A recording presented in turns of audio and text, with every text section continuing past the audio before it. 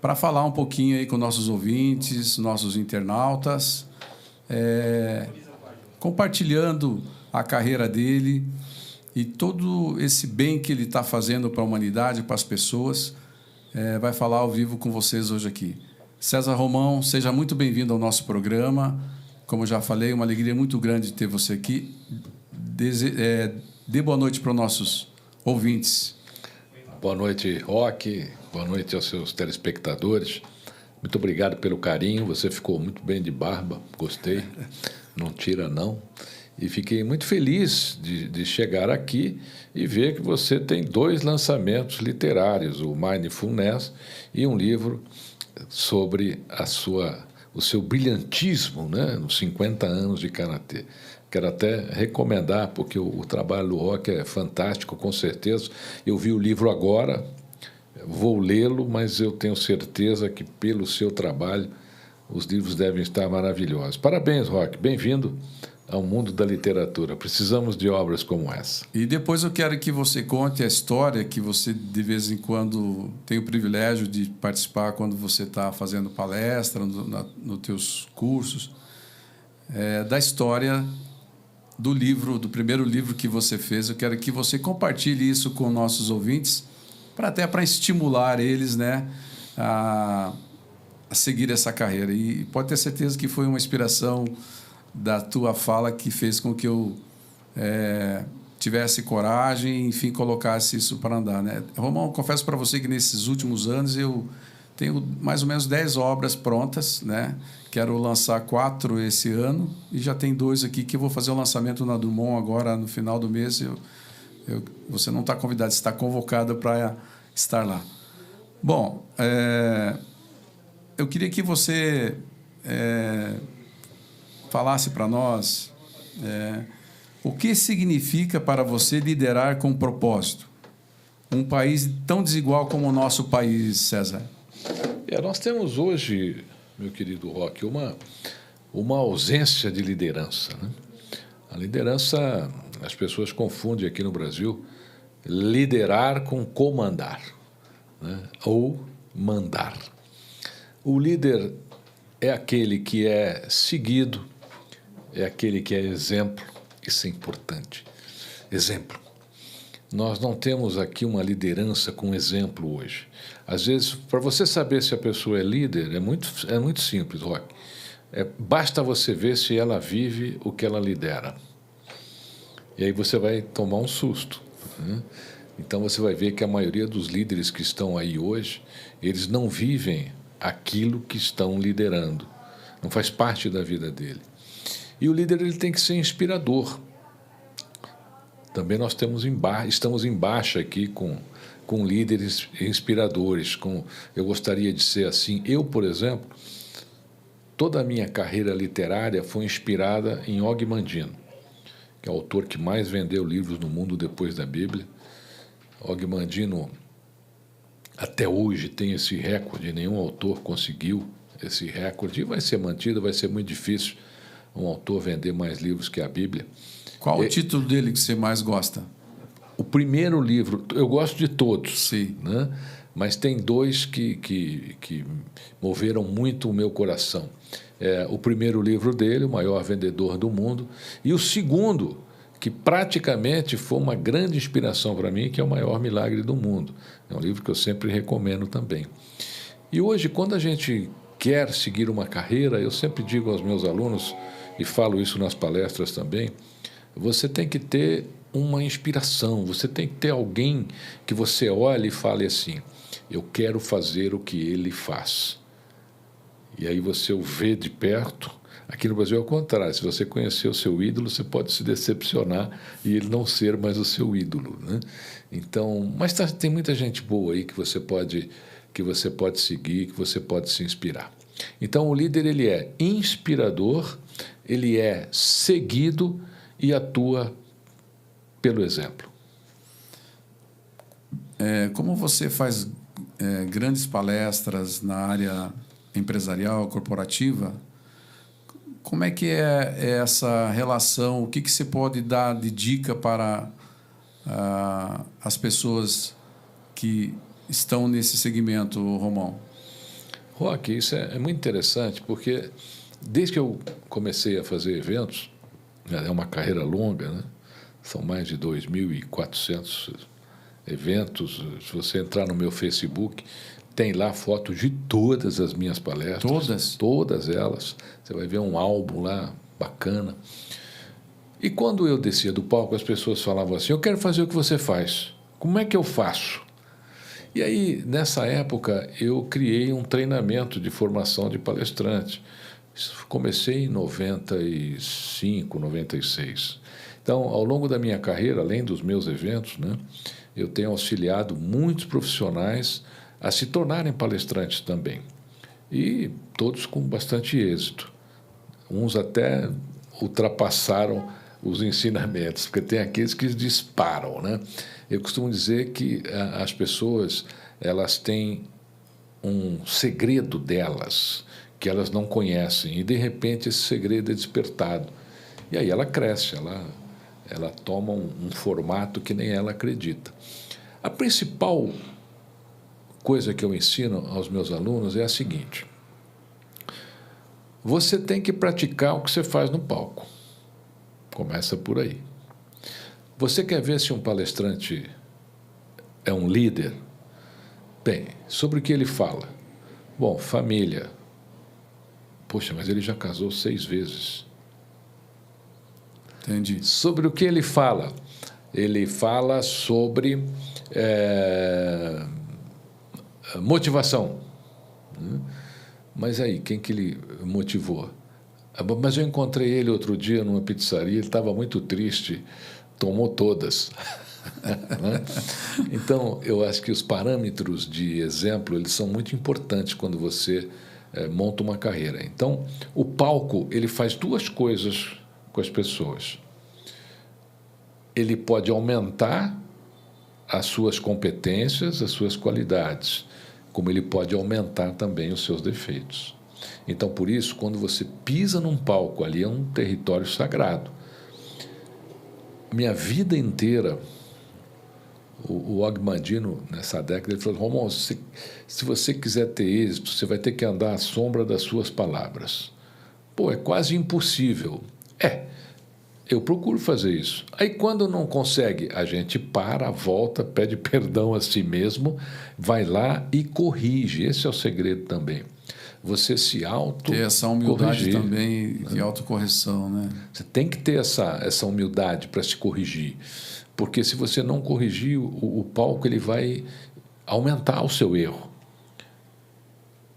E a sua carreira vai ser curta. Então, você tem grupos de palestrantes hoje no Brasil, que não são muitos, que estão aí há 30 anos. Ao longo da minha carreira, eu vi milhares acontecerem e desaparecerem. Mas aqueles que ficam são aqueles que arrumam a sua rota, reconhecem as suas fraquezas, corrige essa rota e permanece firme lá. Bacana, muito bom. César, como eu falei anteriormente, eu queria que você contasse a história do primeiro livro que você fez, que escreveu, né, dessa obra maravilhosa, né?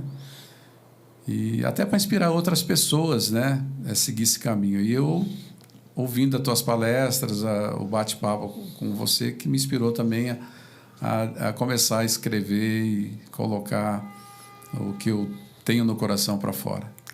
Roque, eu escrevi 3 primeiros livros que foram um tremendo fracasso. O primeiro só minha mãe leu, o segundo meu pai, e o terceiro minha mãe e meu pai. E o meu primeiro livro, eu praticamente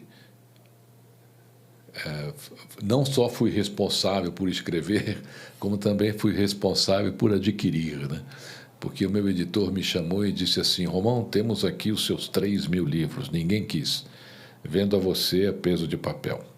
Eu comprei meus 3.000 livros, coloquei no meu escritório, e os amigos iam em casa, olhavam aqueles livros todos no escritório e diziam assim: Romão, por que você não para com isso? Você escreve, você mesmo compra, depois você coloca aqui no seu escritório. Você é um escritor fracassado, você faz tanta coisa legal, esquece isso, tira do caminho isso. E, Roque, não tinha um que não ia e falava isso. Abandona essa carreira. Até que um dia eu falei, olha, se alguém que vier em casa hoje falar isso, eu vou arrumar uma resposta. E aí a pessoa entrou no meu escritório, viu os livros lá e imediatamente repetiu a fala. Aí eu disse a ele, falei, olha, eu não sou um fracasso, eu já sou um sucesso. Eu sou o único escritor até hoje no mundo que tem 3.000 livros em sua biblioteca escritos por ele mesmo. Ninguém tem. Ainda sou. Sim. E a partir daí eu escrevo um quarto livro. Por quê? Os meus 3 primeiros livros, eles não tiveram êxito. Mas eu não culpei os livros, eu culpei a minha. Eu falei, eu preciso melhorar. E aí eu escrevo um quarto livro, A Semente de Deus. A Semente de Deus saiu em 1991, desde o dia que saiu, nunca mais parou de vender. Ela chegou às mãos de Og Mandino, esse autor que foi meu mentor, e ele fez uma recomendação no livro. A Semente de Deus é um livro poderoso que afetará a vida de todos que o lerem. A Semente de Deus permaneceu em listas de mais vendidos durante muito tempo, mas muito tempo. Eu me lembro que um diretor de uma revista importante aqui no Brasil ligou e falou, Romão, você já está há tanto tempo aqui, a gente só tem 10 vagas nessa lista. Você se incomoda? O seu livro vai continuar vendendo, né? Você se incomoda se na próxima semana você não estiver aqui a gente colocar um outro livro? Eu falei, não, de jeito nenhum. Eu não escrevi livro para ficar em lista. Acontece, né? E a partir daí, esse livro abriu as portas literárias para mim.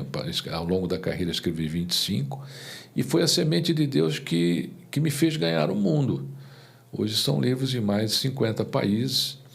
E o que eu tenho a dizer para você que escreve? Abre sua alma, não fica muito preocupado com a opinião dos outros. O que os outros pensam a seu respeito é problema deles, não seu. Continue escrevendo, não abafe a sua inspiração, não abafe a sua alma, a sua vontade de escrever. Eu tenho muita gente que me manda texto e fala, Romão, o texto está bom, o texto está... Eu falo, olha, continua.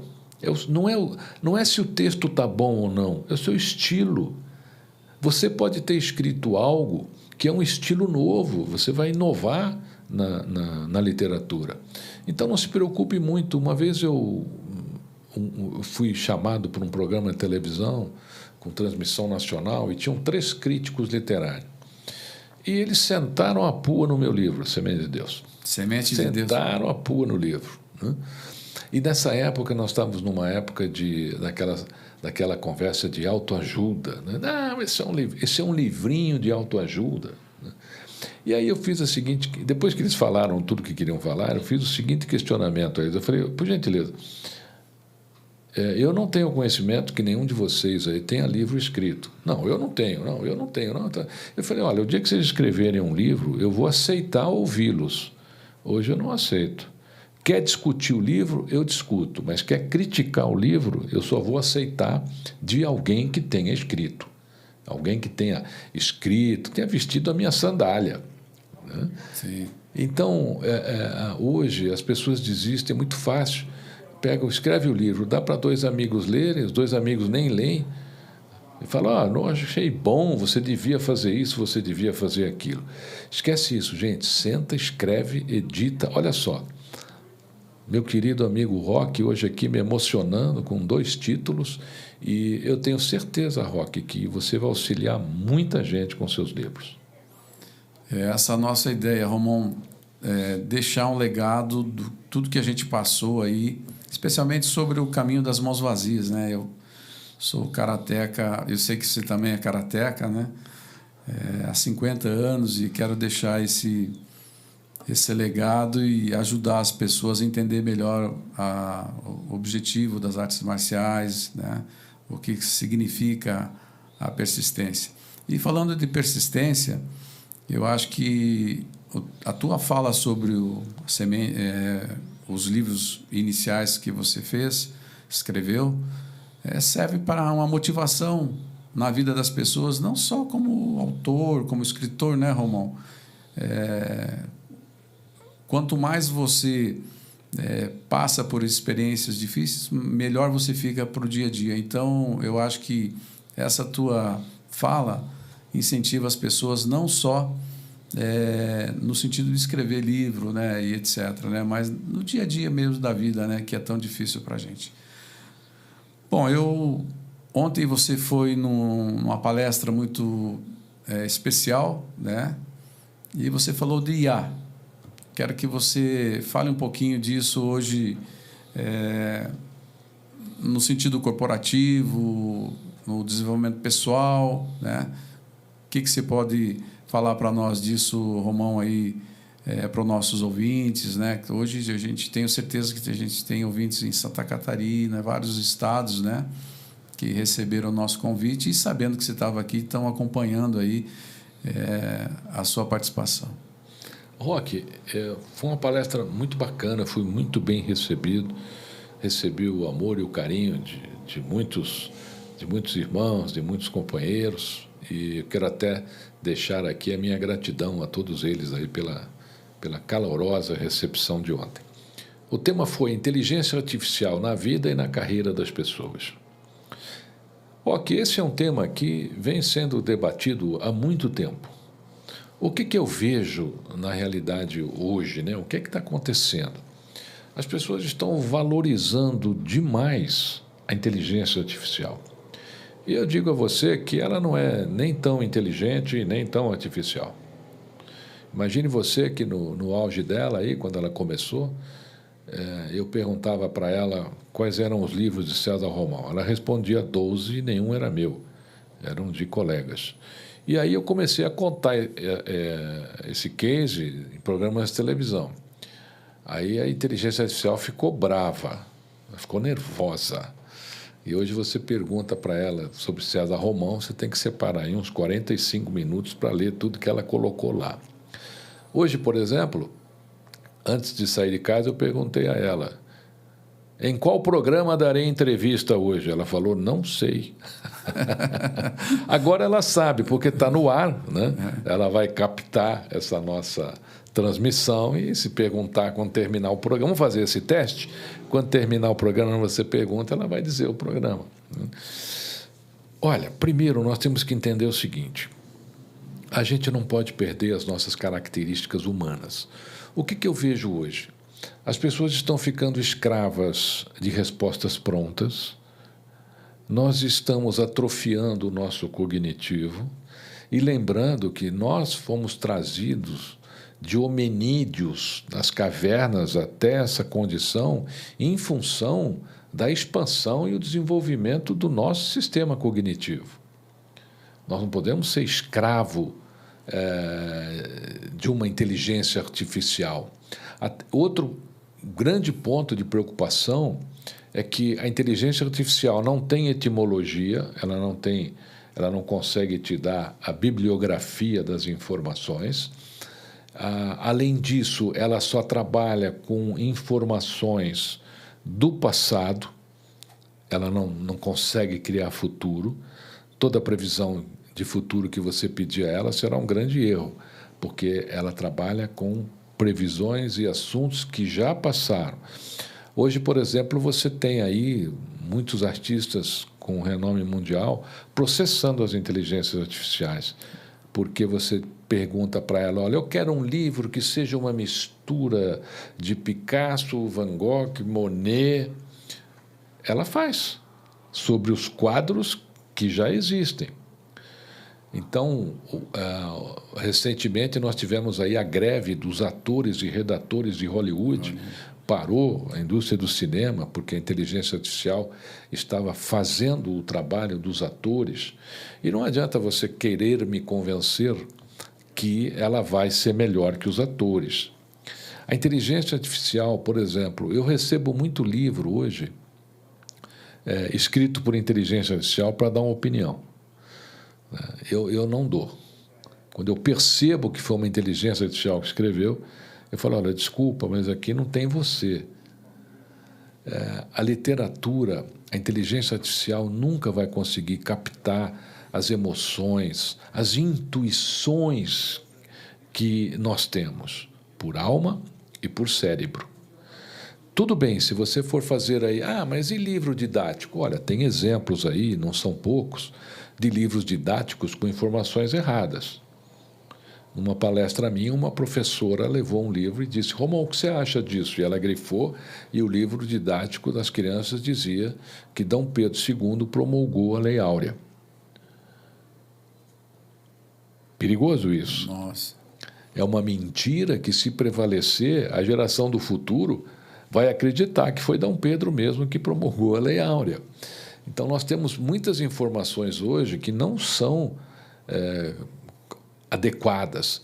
E nós estamos confiando demais. Então, nós temos aí algumas prefeituras que estão fazendo livros didáticos sem confiar nos historiadores, naqueles homens que construíram as histórias a história que estão aí ainda. Você não pode se deixar viciar. E você não pode perder o seu bom senso. Você não pode perder o seu senso crítico.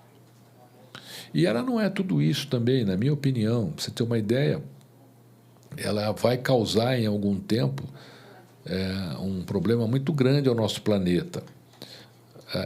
A inteligência artificial hoje, com as suas fazendas de provedores, elas estão consumindo 14% da energia do planeta.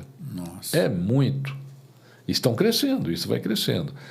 Cada pergunta que você faz, por exemplo, a uma inteligência artificial, você permite que ela consuma 500 ml de água, que é o suficiente para refrigerar o funcionamento deles. Então, se você fizer 2, 3 perguntinhas para uma inteligência artificial, você já desperdiçou 1,5 litro de água. Você imagina quantas perguntas são feitas, né? Aliás, existem 2 coisas com grande audiência no Brasil hoje: inteligência artificial e pistache. Né? São as coisas que mais se falam hoje aqui, né? Eu acho que a evolução não tem volta, mas tem que ter limite. Presta atenção, Roque. Não tem volta, mas tem que ter limite. Eu não posso dar o direito de uma inteligência artificial.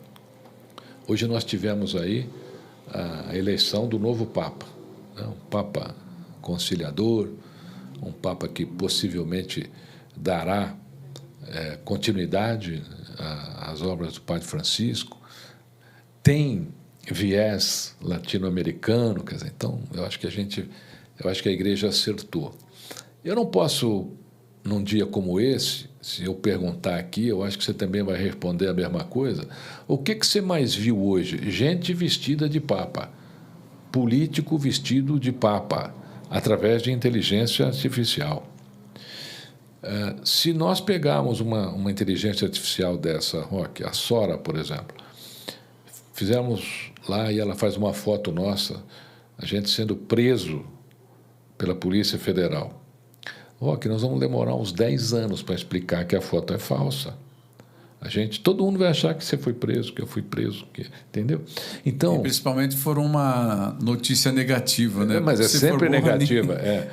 É sempre negativa. Então, Romão, e aí, mas é progresso, é evolução. Não, eu estou de acordo, tem que evoluir, mas tem que ter limite. E é importante que hoje as pessoas pegam uma ferramenta como essa. Você sabe em que lugar está a pergunta como vencer o câncer? Não tem ideia. Milésimo. Tem 1000 coisas que as pessoas perguntam para uma inteligência, 999 coisas que as pessoas perguntam para uma inteligência artificial antes de perguntar qual é a cura do câncer. Com relação à medicina, eu acho que é o campo que mais vai evoluir, mais está progredindo e está ajudando muita gente, ainda bem, graças a Deus, mas ela não pode correr solta como está, não. Certo. Romão, hoje você falou do Papa aí, hoje foi escolhido, né, o novo Papa. Faz mais algum comentário, aprofunda um pouco mais essa questão do Papa para nós aí. Falo sim. O teu ponto de vista, bom, né? Porque é o assunto do dia, né? Naturalmente alguém já está vestindo a mim e a você de Papa, não tenha dúvida. Daqui a pouco a gente recebe aí, dá uma olhadinha no meu telefone aí, daqui a pouco chega aí o Roque e o Romão vestidos de Papa. Bem, a Igreja ela tem um papel fundamental no planeta, ela é um ponto de equilíbrio. ela tem polêmicas, ela tem pessoas que acompanham, pessoas que criticam, mas é assim, todo ponto de equilíbrio é assim, todo ponto de fé é assim. Esse é, se não me engano, corrijam-me aí, tá certo? Vocês podem escrever, mas esse acho que é o Papa de número 267 na história do Vaticano. Nós precisamos de alguém que realmente tenha esse poder de influência para mudar essa história desse planeta, principalmente com relação a guerras. A guerra é a maior vergonha da humanidade. A segunda maior vergonha da humanidade é a escravidão. Então, nós tivemos um Papa, como o Papa Francisco, que lutou muito com isso. E esse Papa, me parece, que será um grande paladino da paz. Ele vai trabalhar muito, como trabalhou o Papa Francisco, para tentar terminar essas guerras, tentar amenizar essa situação, entrar a paz realmente como deveria ser. A paz no mundo hoje, Roque, ela é um intervalo entre guerras, se você observar. Ela não existe. Ela é só um intervalinho entre guerras. Eu estou muito otimista com ele. Acho que o Vaticano fez uma eleição... Acho que até foi rápida, não foi? Isso que eu quero te contar. Não é que foi rápida. Opinião minha, tá? Sim. Tá bom? Eu acho que o próprio Papa Francisco já estava coordenando a eleição desse atual Papa que venceu, o conclave. Aí já tem a mão. Por isso que foi rápido. Então, as pessoas, como se diz aí, né, fecharam com ele, né? Os cardeais praticamente fecharam com ele. E tem uma coisa que eu achei muito bacana também, que eu acho que vai pesar bastante. Por ser Papa, ele é jovem. Então, ele tem, acho que 69 anos, né? Então, ele tem muito tempo para realizar os projetos. Eu, pessoalmente, estou muito confiante nele. Eu tinha muito carinho, muito apreço pelo Papa Francisco. Eu tive o privilégio de receber uma homenagem dele, um momento inesquecível da minha carreira. E eu acredito que nós teremos aí uma era de ouro com relação à Igreja Católica. Que assim seja, né, Romão? Espero também. Daqui uns aninhos a gente ouve aqui e vê se aconteceu. O César Romão também é rotariano, como eu sou. É um companheiro Paul Harris, né? É uma liderança da comunicação no Instituto Rotary, no Rotary, né? E o Papa Francisco era rotariano também, né, Romão? Rotariano. Interessante. Bom, César... Aliás, todo Papa devia ser. Né?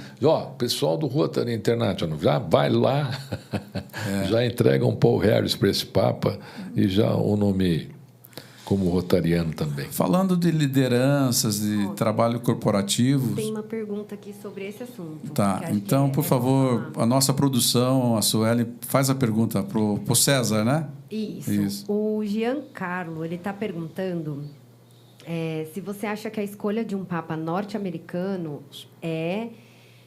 foi uma escolha influenciada. Olha, não é que foi influenciado. Primeiro, ele é o primeiro Papa norte-americano. Entre os 266, não houve ainda um Papa americano. Lembra que eu falei aqui... É Ian, né? Jean, lembra que eu falei agora há pouquinho sobre equilíbrio? Lembra? Então, o Vaticano é um ponto de equilíbrio do planeta. Os Estados Unidos também são um ponto de equilíbrio. Eu acho que nós vamos ter uma junção aí. Até porque um Papa americano pode ter uma influência positiva nessas doideiras todas que estão acontecendo na América. Eu achei muito bom, mas não acho que houve influência. Tem muita gente comentando que, durante o enterro do Papa Francisco, o Trump se reuniu ali com alguns cardeais. Nós temos essa imagem aí, foi passada. Diz que ele falou com todos, né? E ele disse que ele ameaçou os cardeais. Não, isso é conspiração, teoria da conspiração, né? E eu acho que o Papa Francisco ele teve uma grande visão em deixar isso um pouco ajeitado, porque se você une dois pontos de equilíbrio, a gente pode fazer um universo de paz. Porque quem é que pode acabar com essas guerras todas? Quem mais vende armas. Sim. É o vendedor de arma que pode acabar com a guerra. Então, tanto na guerra da Ucrânia como em Israel, eu acho que agora a gente vai ter um caminho melhor com esse Uma Papa esperança, né, César? junto ao Trump. Obrigado, Jean, pela pergunta. Os nossos ouvintes que estão acompanhando podem fazer pergunta aí para o nosso entrevistado, nosso amigo César. A gente falou de liderança corporativa, lideranças, né, César? Como é que a gente pode fazer aí, ou você falar, né, dar uma dica de um país tão desigual, como é que a gente pode ajudar aí, como é que um pode se tornar um líder para ajudar esse país tão desigual como o Brasil? E olha, Roque, a desigualdade é enorme. Eu, em agendas de palestra, nem perdi a conta de quantas vezes eu atravessei esse país. Mas, se nós pegarmos todo o dinheiro do mundo hoje e dividirmos igualmente, em pouco tempo nós teremos, novamente, pobres, ricos e miseráveis. Por quê? Porque a pobreza, que está na alma. As pessoas ainda são pobres de espírito. As pessoas ainda são pobres de alma. Você passa na Avenida Paulista, por exemplo, você vê aquele E nesses morador últimos de rua, anos aumentou muito isso, demais. né, César? Você como líder... Aumentou demais. Aumentou muito. Então, o que nós precisamos? Primeiro, de uma liderança que não seja pobre de alma. Primeiro, que não seja pobre de espírito. Que realmente tenha uma visão humanista e não política. Porque você acaba com a miséria com uma visão humanística. Ah, mas aí, se não tiver política, não tem arrecadação. Vai ter muito mais arrecadação se essas pessoas todas que moram na rua hoje estivessem trabalhando, reintegradas à família, nós teríamos um superávit de renda aí nas cidades todas. O líder que vai mudar isso não nasceu ainda, na minha opinião, que é um líder humanista. E quando a gente vê e pensa que ele é humanista, em pouco tempo ele se revela, porque poucas pessoas conseguem vencer o ego dentro da política. Então ele entra para a política, o ego vai e toma conta. Aí ele passa a ser político só. Eu acredito que a pobreza, ela não é só um problema aqui no Brasil. Econômico, né? Vamos falar da inteligência artificial. A inteligência artificial está explorando a miséria em países pobres.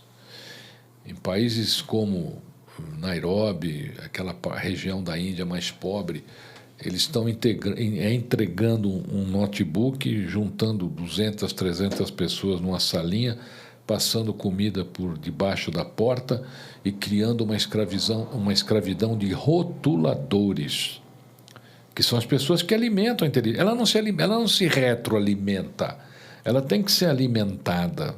Ninguém pensou nisso ainda. Então, hoje, existe um exército de pessoas escravizadas por essa tecnologia maravilhosa que você vê aí no seu telefone e no seu computador. A miséria ainda é um grande negócio para líderes que não são humanistas. Um líder humanista, na minha opinião, acabaria em 1 ano com a miséria do planeta. A África, por exemplo, é um exemplo disso. Quando é que a gente teve um líder humanista lá? Acho que um só, Mandela. É verdade. Só. Olha o que aconteceu com a África do Sul, né, na gestão de Mandela. Quer dizer, houve um movimento em relação à valorização humana. Enquanto isso, a gente tem que apelar para que esses políticos se tornem mais humanos e menos políticos. Verdade. César,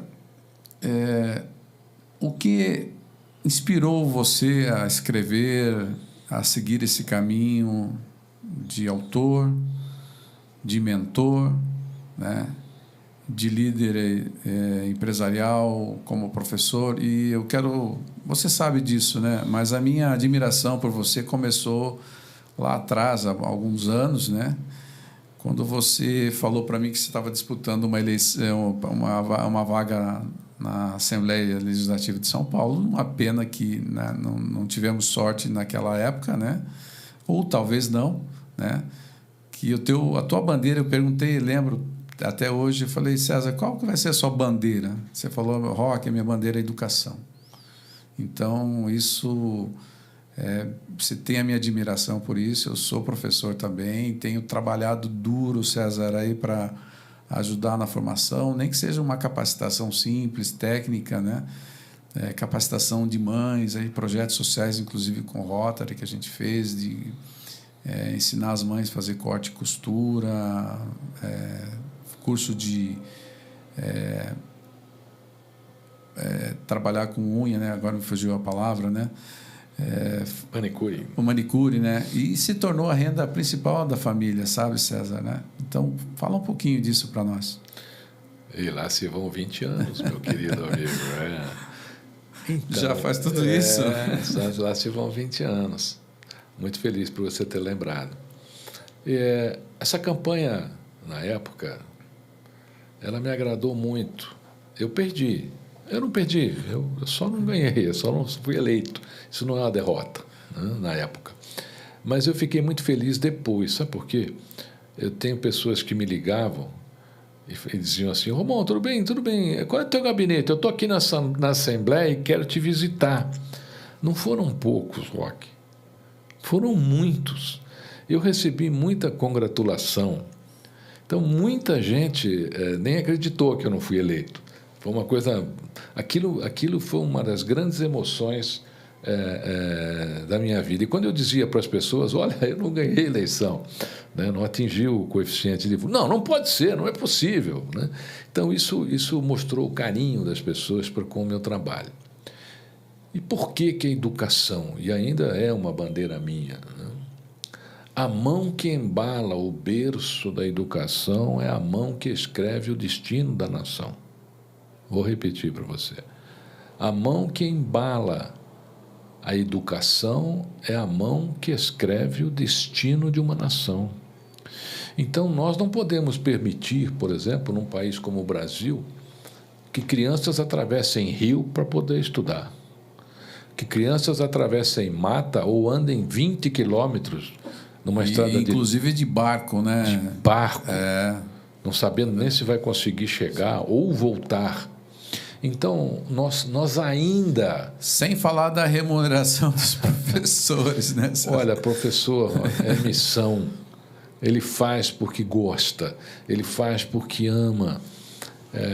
Dom Pedro I, assim como seu filho, diziam que se eles não fossem imperadores, seriam professores, né? Os dois falavam isso, né? O pai ensinou para o filho, né? Ser professor, na minha opinião, é a profissão mais digna que nós temos. Por quê? Porque é pelo professor que você atravessa as formações.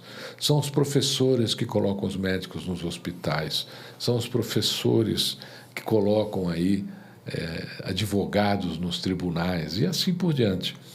E nós ainda não temos uma valorização adequada.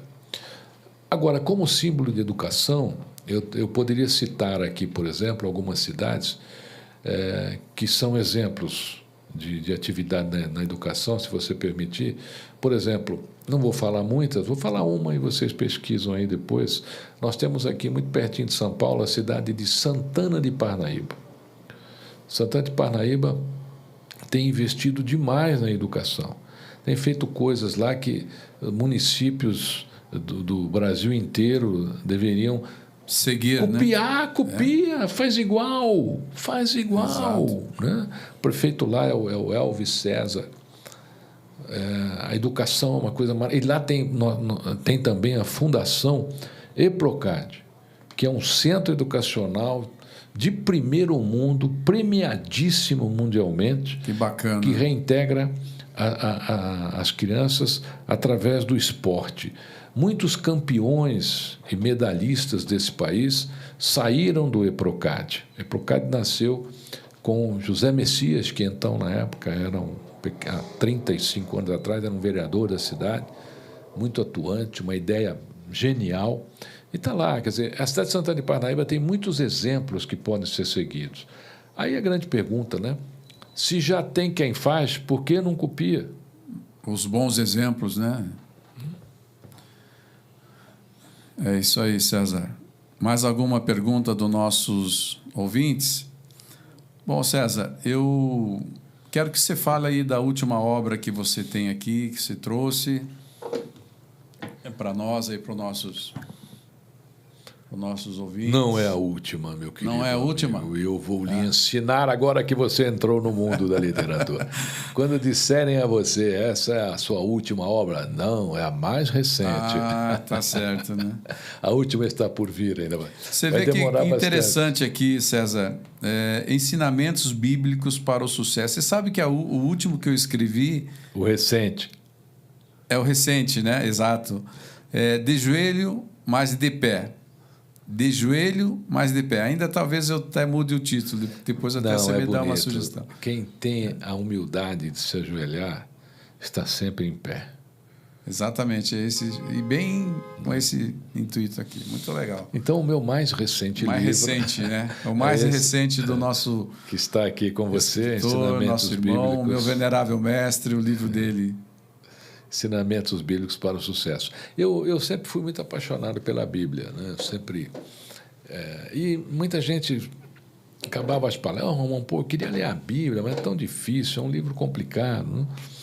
E aí um dia eu cheguei em casa e falei, olha, eu vou simplificar algumas passagens bíblicas. Eu vou escrever numa linguagem contemporânea. O que é uma linguagem contemporânea? Que qualquer um entende. Qualquer um entende. É uma linguagem universal, praticamente, né? E aí, o que eu fiz? Eu separei 60 ensinamentos bíblicos, relato esses ensinamentos, explico numa linguagem contemporânea, e você leva apenas 3 minutos para ler cada um, porque eles estão escritos em 1.800, 1.900 caracteres no máximo. Então, se você ler este livro 3 minutos por dia, em 60 dias você vai ficar sabidinho, sabidinha na Bíblia. Você vai dar aula de Bíblia, pelo menos nesses 60 temas. E o livro tem tido uma aceitação maravilhosa, eu estou muito feliz. Está entre os livros mais vendidos da maior plataforma de livros hoje, né, do Brasil e do mundo, que é a Amazon. As pessoas me escrevem, porque quem nos faz, e quem escreve precisa entender isso, quem nos faz é o leitor. O leitor mostra para você se a sua obra é boa, se a sua obra tocou o coração dele, tocou a mente, se essa obra o transformou. E esse livro tem tido esse papel. Então, ele tem sido muito bem aceito, tanto que eu já trabalho no Ensinamentos Bíblicos para o Sucesso 2, e muita gente está pedindo uma série. Achei muito interessante. Foi ideia de um leitor meu. Ele disse, Romão, por que você não faz, já que você está com a mão na massa, você faz ensinamentos bíblicos para a família, para o jovem, para casais? E a Bíblia tem matéria para tudo isso, né? Então, possivelmente, a gente terá novidades mais à frente aí. Que bacana. Como é que faz para adquirir seu livro, as suas obras, César? Roque, eu tenho... Também deixa teu Instagram, teus contatos para o pessoal. Instagram é fácil, é Romão César. E todos os meus livros, inclusive em outros idiomas, você encontra na Amazon. Digita meu nome lá, aparece tudo. Por incrível que pareça, eu acho que você não vai encontrar um preço mais em conta que a Amazon. Entrega no mesmo dia, uma coisa impressionante, porque eu testo essas plataformas. Funciona muito bem. Eu mesmo compro para ver se... Por quê? Porque eu quero que o meu leitor receba, né, e seja bem atendido. Então, eu sou o cliente oculto dos meus livros dentro dessas plataformas. Você pode adquirir na Amazon, está lá te esperando, ela vai te atender muito bem. O nosso também pode encontrar na Amazon também. Vamos mostrar melhor esse livro. Esse aqui você deixou escondidinho. Eu já mostrei outras vezes aqui, né? Mas vamos mostrar aqui o nosso... Nunca deve parar de livro. mostrar. ande com seu livro 24 horas por dia. Eu estou fazendo isso, estou seguindo a sua orientação. E mais esse aqui também do meu mentor aqui, o César, né? Meu irmão, meu venerável mestre, pessoa que eu tenho bastante carinho, consideração. Obrigado. César, me fala sobre o Instituto César Romão. Bem, na realidade, que é uma coisa que me pedem muito, né? Na realidade, não é um instituto. Eu montei uma agência, né? E muita gente fala, Romão, deveria ser. Pode ser no futuro um instituto, mas é uma agência que cuida das minhas atividades e tem atividades sociais por todo esse país aqui por onde eu caminho. E está à disposição aí, você pode consultar meu site lá, você tem informações. A gente tem feito um trabalho social muito legal por esse Brasil afora aí. O que você deixaria de dica aqui para as pessoas que querem melhorar seu desempenho profissional, corporativo? Você tem um curso também que você dá de mentoria, né, César? Fala um pouquinho disso também para nós aqui, aproveitar aí. Bem lembrado, Roque. Esse curso é o Seja Protagonista do Seu Futuro. Ele está disponível numa plataforma. É um valorzinho irrisório, só para não dizer que é de graça. É um curso realizado, praticamente um grande resumo, né, em 1h50, daquilo que a gente quer que as pessoas possam praticar, possam aprender. Seja protagonista do seu futuro. Você entra lá no meu Instagram, entra na bio, e aí você tem o link lá dele, pode entrar. Faça o curso, ele vai te auxiliar muito nessa sua caminhada para ser protagonista do seu futuro. Muito bom. Bom, nós estamos indo aqui para o encerramento do nosso programa, César. Você já está convocado a vir outras vezes, que tem muitos assuntos aí que você pode levar para os nossos ouvintes, para os nossos internautas, né? Pessoas preocupadas com o desenvolvimento humano. Deixe uma mensagem final para os nossos ouvintes aí, nossos internautas, César. Deixo sim. O que eu sinto aqui no povo brasileiro? O povo brasileiro... Que está precisando tanto, né? Ele precisa entender o que é foco. O povo brasileiro está muito sem foco. Foco vem do latim, grego, né? Praticamente. Significa focus, quer dizer, pira, aquela chama que não se apaga, aquele fogo grego que ficava aceso ali. E as pessoas perderam isso, perderam o foco. Então, as pessoas que querem ter êxito na vida, elas precisam manter a sua chama acesa naquilo que as atrai, naquilo que seja o seu futuro, porque muitas vezes o seu futuro ele depende de você. Se você não construir o seu futuro, você vai viver com o futuro disponível na prateleira do mundo. Mas hoje é um mundo de especialistas. Não, seja especialista em uma coisa, 2, 3. Você vai ser ruim em 3, bom em 2 e maravilhoso em 1. Então, escolha essa uma.